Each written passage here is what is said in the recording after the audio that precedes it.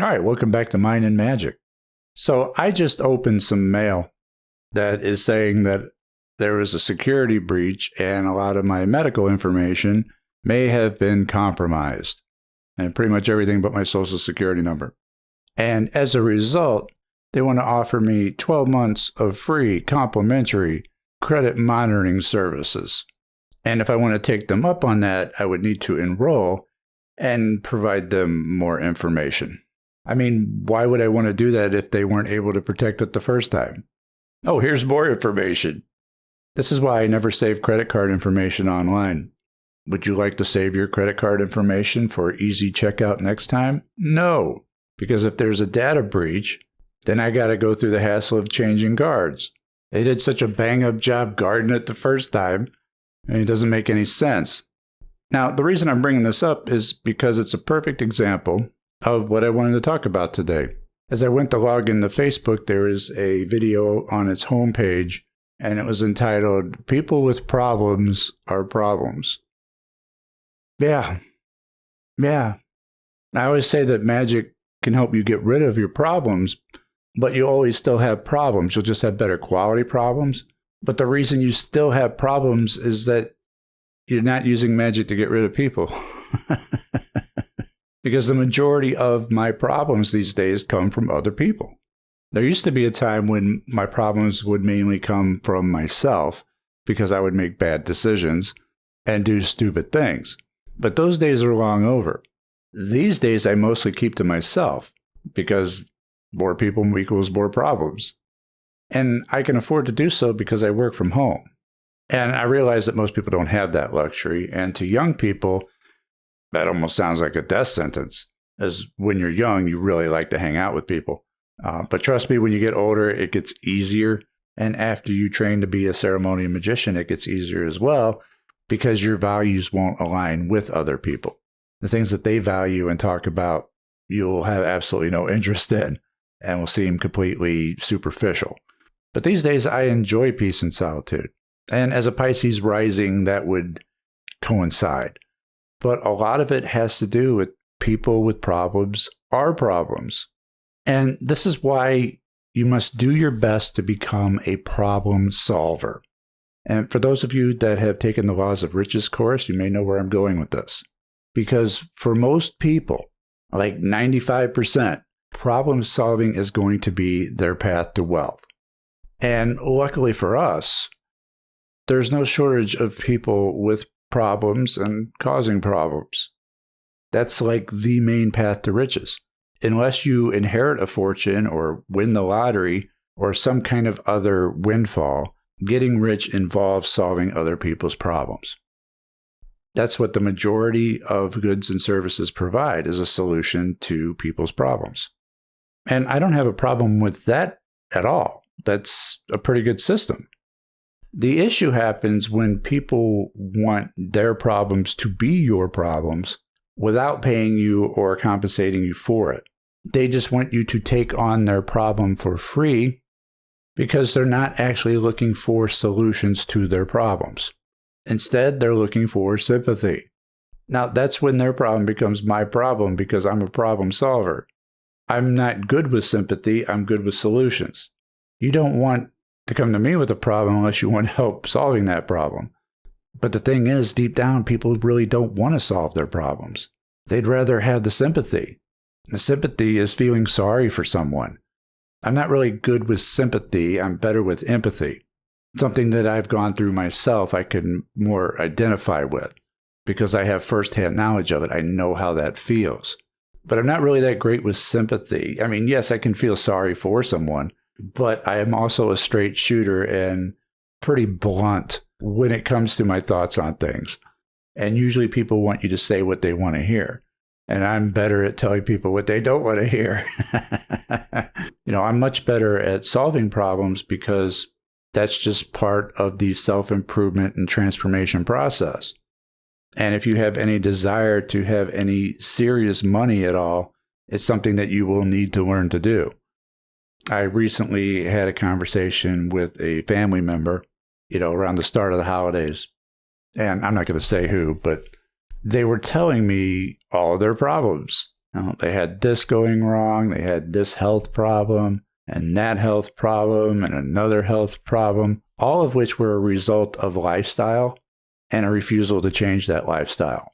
And what they really wanted to do was just dump all of this into my lap to try and gain some sympathy. I listened to what they had to say, but my response was, well, it sounds like you have a lot of work to do. This particular problem is caused by this lifestyle choice, and the other problem is from this other lifestyle choice, and you never quit smoking, so you're having problems with this, and perhaps look into actually getting some hypnosis, trying to offer them solutions on how they could improve, and they couldn't get off the phone fast enough with me at that point because they weren't getting what they really wanted, which was sympathy. Something that's in short supply when their predicament is a result of their own decisions and actions. I mean, we all have free will. People can change. I mean, I had to, and I had to work really hard at it. That's what all this is about. That's what magic is about, is making changes to be the best version of yourself that you could possibly be. And most people don't do that. Most people don't want to do that. What they want is to unload their problems on you, get your sympathy, and try to make their problems your problems. Some people are really good at it. So as an experimental assignment, try that out. Try when somebody is unloading their problems on you, try to offer them some solutions, some legitimate real-world solutions, and see how they react. See if they listen to you. See if they take your advice. There's a really, really strong chance that they won't, because that's not what they're looking for. I had told people long ago that free advice is worth exactly what it costs. Nothing. So you can give people advice all the time. People won't listen. Even sometimes when they come to you claiming to want your advice, they still often won't follow it.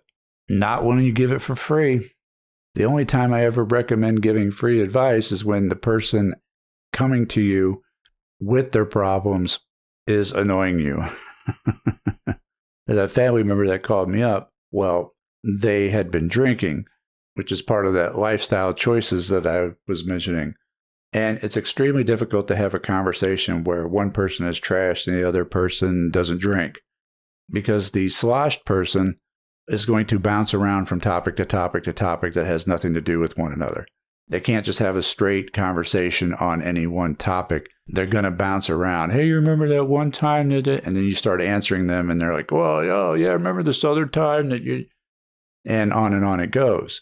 So when someone comes to you in an annoying way like that, that's when you hit them with the free advice and see if they just want to get away from you at that point. And the reason people don't like their problems actually solved is because in order to solve their problems, you have to put their problems under a microscope. And then they're going to realize that their problems are most likely going to be their own doing. And it's far easier to accept that their life is crap because somehow they were unlucky, rather than it being a direct result of their choices and decisions. And unfortunately for them, that's really the only way that those problems can be resolved. You have to get to the root. You have to get to the source of the issue, which means an examination to discover the source and correct it. So try that out and see what happens as an experiment. Normally, I would say that don't give out advice for free unless someone's annoying you and you want to help solve their problem to get rid of them. The problems that I have these days are usually from other people because I don't use magic to get rid of other people. That would be baneful. I have to use magic to get rid of the problem, not the person. So I know there's some very savvy people out there listening to me who would think, well, if most of the problems come from people, we just get rid of the people. No problems. Well, I solve a lot of that by just working from home instead. And baneful magic isn't worth it because I don't want a boomerang effect. So before you go casting magic upon the person who's trying to dump their problems onto you, begin offering them solutions to their problem and see if they want to just get away from you at that point. It works a lot of the time. The people who really want to solve their problems, the people who have a genuine desire to solve their problems, are typically going to be people that you don't know who are willing to pay for your services. Those people recognize that you're providing a valuable service or product that is going to benefit them and help solve their issues. Other people are usually trying to get sympathy, but some try to just get things from you for free. And because of that, they don't really value the advice that you give them. And so most of the time they ignore it anyway. I think I told you the story before. One of my old friends, who I was the best man at his wedding, came to me years later for advice because his wife was leaving him and he wanted her back. So I gave him step-by-step advice on how to do that, and he didn't follow any of it. She ended up leaving him, and he wasted my time. And I always associate that story with free advice is worth exactly what it cost. Because I didn't charge him for it. I offered it freely. Didn't even complete step 1. I thought I would talk about this today because of that video title that I saw that I'm ripping off. People with problems are problems. Yes, it's absolutely true. But everybody has problems. Even the best among us have problems from time to time. Life seems to be a continuous test of having problems that you just solve one right after another. Obstacle after obstacle, hurdle after hurdle. It's one of life's certainties. But that's why we become problem solvers and do our best to solve problems so that our problems don't become other people's problems, so that we don't become the problem. And here's the other component to this. Sometimes people will tell you about their problems, and if you've gotten so far in the initiation process and done a lot of work with magic in the subconscious, sometimes their problems will get into your subconscious and they will manifest later as your problems. Those are the worst. And so if you have somebody doing that to you all the time, where they just come and every time you talk to them, they're just dumping their problems on you, you may have to cut ties with that person. There are certain people who I like and were my friends that I just don't talk to anymore because every time you talk to them, you're going to get their tales of woe. And you've done all this work to have your subconscious open so that you can manifest the things that you want, but then it inadvertently gets used to manifest all of their crap that you don't want. And that's happened to me plenty of times. I had to be like Negan from The Walking Dead. All right, listen. Don't any of you do that again. I will shut that shit down, no exceptions. It's also the reason that I avoid mindlessly scrolling through social media feeds, just scrolling by all this stuff that gets put into your subconscious. And I don't know if you've noticed this, but there are a lot of people who just like to post about their problems. Another good exercise is to go back in your feed, scroll through 3 weeks ago, and see if any of the crap there is the crap that's manifesting into your life now. You may be surprised. But that's the thing about the subconscious mind. It doesn't have the ability to reject what's being put into it. Usually your conscious mind will filter out things that are placed in your subconscious mind, but that doesn't help you when you're scrolling mindlessly through social media feeds so quickly that you can't consciously filter out everything.